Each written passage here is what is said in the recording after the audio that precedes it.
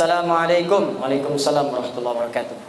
Boleh enggak Ustadz ketika sujud kita membaca doa apa yang kita inginkan, terutama pada saat sujud terakhir? Boleh. Apa dalilnya? Ibnu Abbas radhiyallahu taala anhuma qala Rasulullah sallallahu alaihi wasallam, perhatikan, innama aqrabul abdi min rabbih wa huwa sajidun fa aktsirud du'a. Keadaan terdekat antara seorang hamba dengan Tuhannya adalah saat sujud, maka perbanyak doa saat sujud. Apalagi dalil Qur'annya? Quran surah ke-48 ayat ke-29.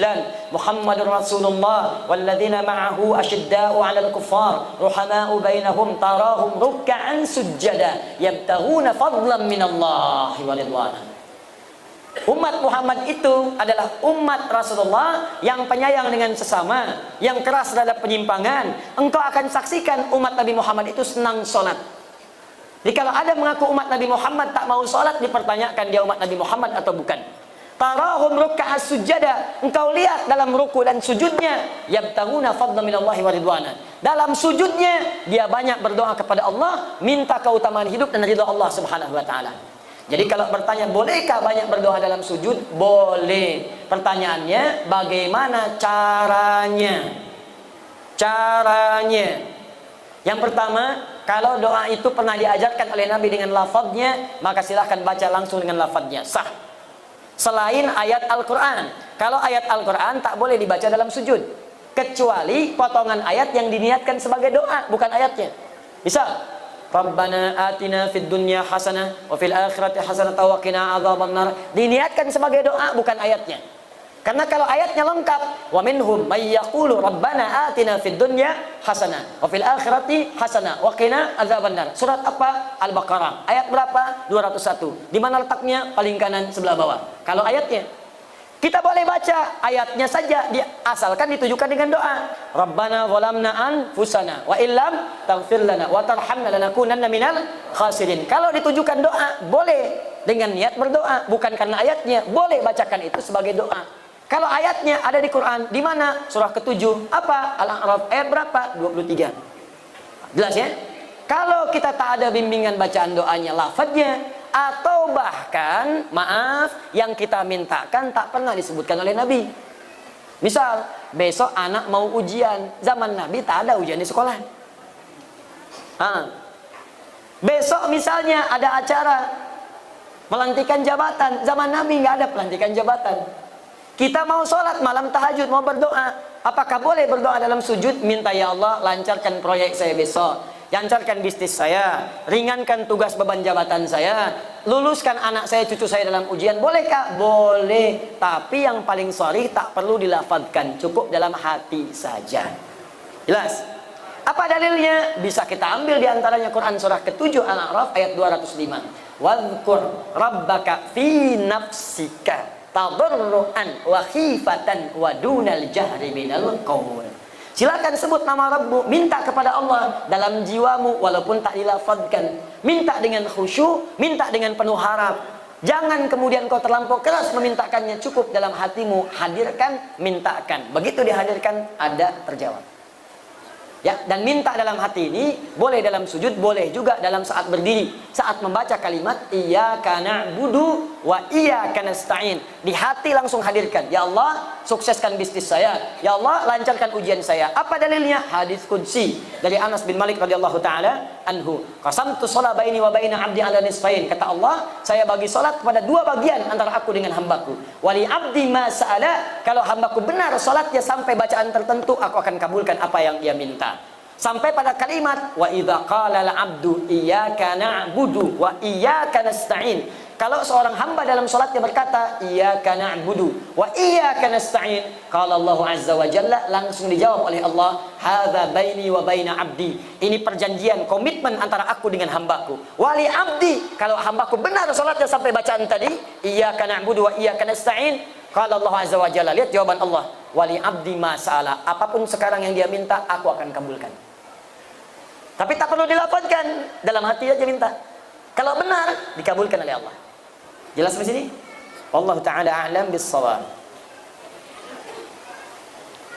Ustaz, saya seorang mahasiswa semester awal dan pengamat menikah muda. Doakan saya agar dimudahkan dan segera bertemu dengan jodoh saya. Masya Allah. Kalau ingin bertemu jodoh, jangan selalu jadi pengamat.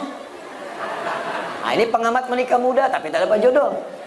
Cara mendapat jodoh itu bukan mengamati, tapi berikhtiar untuk mendapatkannya. Ya, kenali, ta'aruf, cari sesuai dengan ukuran Nabi. Tak kenal maka ta'aruf, bukan tak sayang. Tidak semua kenal itu mesti sayang. Bapak kenal dengan istri tetangga kan tidak harus sayang.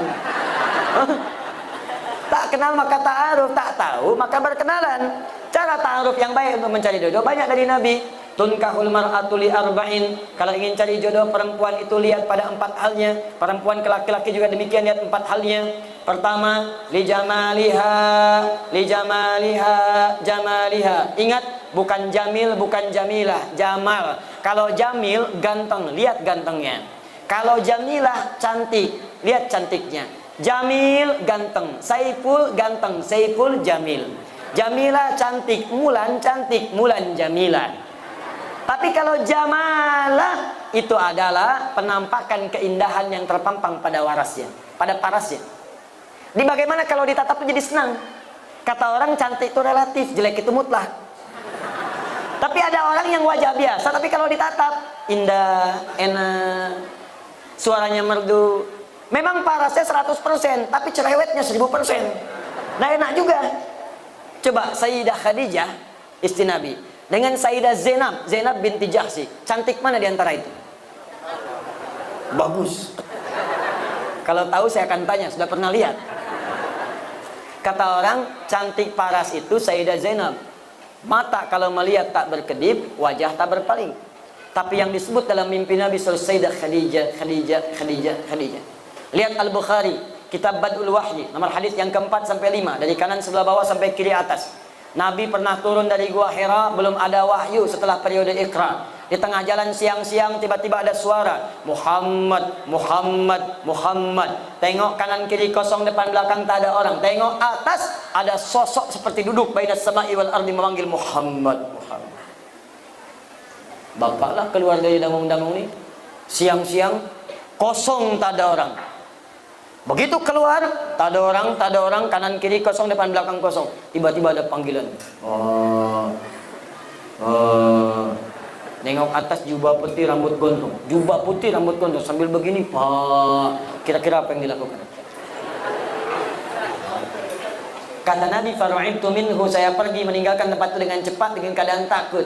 Tapi yang dahsyat, datang pulang sampai rumah bertemu dengan Sayyidah Khadijah. Begitu dibuka melihat wajah Sayyidah Khadijah, hilang setengah ketakutannya. Masya Allah. Jika dia ditatap, maka damai hatimu, kata Nabi. Calon istri yang baik ketika dilihat Sayyidah Khadijah, baru lihat wajah istri, masalah hilang. Setengah masalah hilang.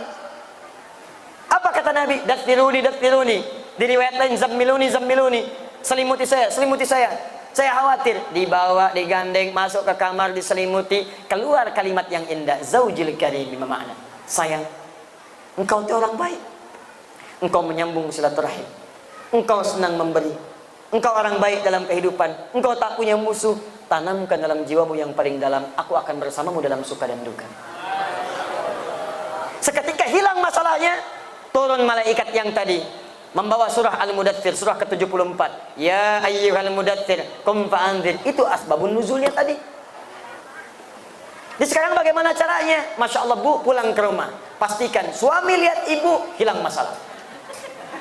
Pulang dari kantor, pulang dari pasar, ada masalah di pasar, nyampe rumah, Assalamualaikum, Waalaikumsalam, dengan suara istri, Alhamdulillah tenang. Begitu dibuka, tambah masalah.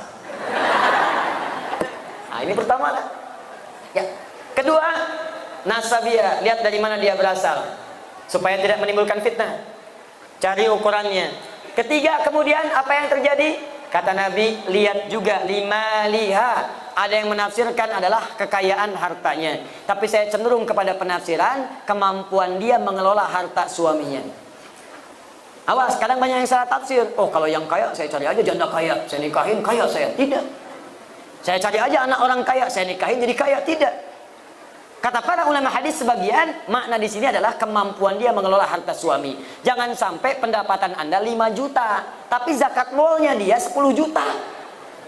Stres Anda. Untuk salonnya saja sudah 7 juta. Capek. Yang terakhir, yang keempat, lidiniha, ketaatannya kepada Allah. Ya, fadfar bidzatid dini taribat yadak. Kalau ada yang keempat ini yang paling dahsyat. Karena itu Bu, Pak, maaf ya. Kalau ada seorang pemuda, akhlaknya baik, agamanya bagus, Qur'annya hafal, taat pada Allah, kata Nabi, jangan ditolak tuh karena sulit untuk menemukannya. Jangan dihilangkan peluangnya, cepat. Sekarang sedang marak di Indonesia, Jakarta, Bekasi sekitarannya. Mahar untuk menikah sekarang rata-rata hafal berapa juz.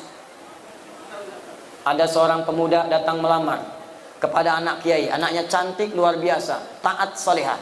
Ternyata bukan dia saja yang datang, 2 orang lain datang, 3 orang datang mau mengajukan lamaran. Begitu datang pertanyaan kiainya bukan yang lain, Quran. Ananda siapa namanya? Saya Anas, Pak. Baca surat An-Nas. Baca. Bagus. Kalau Ananda siapa? Saya Torik, Pak. Baca surat At-Torik. Bagus. Yang ketiga belum ditanya udah pucat wajahnya. Kalau Ananda siapa? Saya Imran, Pak.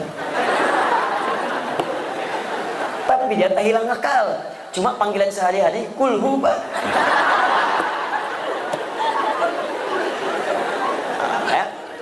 Coba carilah yang seperti itu, yang ikhwan juga demikian, coba ta'aruf yang baik. Kalau sudah jangan lama-lama, ya. Lamar dengan baik, doa malamnya istikharah, nampak dia besoknya lamar. Doakan, sentuhlah ia tepat di hatinya, maka ia akan jadi milik untuk selamanya. Bikin status. Udah datang. Dan para akhwat saya nasihati ya, awas nih yang belum menikah, jangan dengarkan rayuan-rayuan gombal para lelaki. Aku mencintaimu. Jangan dengar saya. Katakan padanya, buktikan cintamu dengan menuliskan namaku di buku nikah kita. Kata. Itu. Punya BPKB. Apa itu BPKB? Buku pernikahan kita berdua. Masya Allah. Kenapa nyampe sana ini? Dah, 3 menit lagi saya jawab. Bismillahirrahmanirrahim. Ustadz, bagaimana caranya kita berdoa kepada Allah supaya hati kita tenang? Hati kita terang. Caranya yang berdoa. Minta kepada Allah supaya diterangkan hati. Bagaimana caranya? Yuk kita mulai beberapa bagian dari Al-Quran. Pertama, tingkatkan zikir kepada Allah. Apa itu zikir? Zikir itu amalan yang punya pengaruh kepada hati. Selain tenang, nanti Allah akan turunkan cahaya. Apa dalilnya? Quran surah ke-13 ayat 28. Ala bi dzikrillahi tatmainnul qulub. Apa amalannya? Pertama salat. Karena itu salat disebut dengan zikir. Apa dalilnya? Quran surah ke-20 ayat ke-14. Innani anallahu la ilaha illa ana fa'budni wa aqimis salata li dzikri. Tunaikan salat sebagai zikir kepadaku. Amalan kedua apa? Rajin baca Al-Quran. Rajin. Datang surau, baca Quran. Pulang kamar, baca Quran. Walaupun tak harus panjang-panjang, konsisten bacakan. Maka Allah akan berikan hidayah dan kemuliaan. Apa dalilnya? Quran surah 15 ayat 9. Inna nahnu nazzalna dzikra wa inna lahu lahafidhun. Kami yang telah turunkan Al-Quran sebagai zikir. Jadi baca Quran itu zikir. Amalan ketiga, mulai menghafal walaupun ayat-ayat pendek. Menghafal Quran itu bagian dari zikir. Apa dalilnya? Quran surah ke-54 ayat ke-17, ayat ke-22, ayat 32, ayat ke-40. Walaqad yassarnal Qur'ana lidzikri fahal min muddakir. Kami telah mudahkan Al-Quran yang bisa digunakan sebagai zikir untuk dihafalkan. Baca, maka akan terbuka segala kemuliaan. Ada lagi yang zikrullah, sebut nama Allah. Ya Allah, ya Rahman, ya Rahim, al-asmaul husna. Apa dalilnya? Quran surah kedua Al-Baqarah ayat 152. Fadhkuruni adzkurkum. Zikir kepadaku, aku akan menyebut namamu. Bagaimana cara berzikirnya? Quran surah ke-17 ayat 110. Qulillah, sebut nama Allah. Ya Allah, ya Allah, ya Allah. Awir Rahman atau Ar-Rahman, Ar-Rahman, Ar-Rahman. Ayyamma tad'u falahul asmaul husna. Atau sebutkan nama-nama Allah dari al-asmaul husna. Terakhir, sebut dengan kalimat thayyibah. Subhanallah, alhamdulillah, Allahu akbar. Hadis Muslim dalilnya, nomor hadis 571. Apa dalil Qur'annya? Quran surah keempat ayat 103. Fa idza qadaitumus salata, jika Anda selesai menunaikan salat, fadhkurullaha. Cepat berzikir kepada Allah. Ada lagi zikir spesial. Kalau ini bisa dilakukan, maka Allah akan menjaga Anda dari perbuatan maksiat dan dibukakan segala hal-hal yang buruk dalam kehidupan untuk dijauhi. Apa zikirnya? Istighfar sebelum subuh. Sebelum tiba subuh. Tahajud, Tunggu subuh, istighfar. Astagfirullah.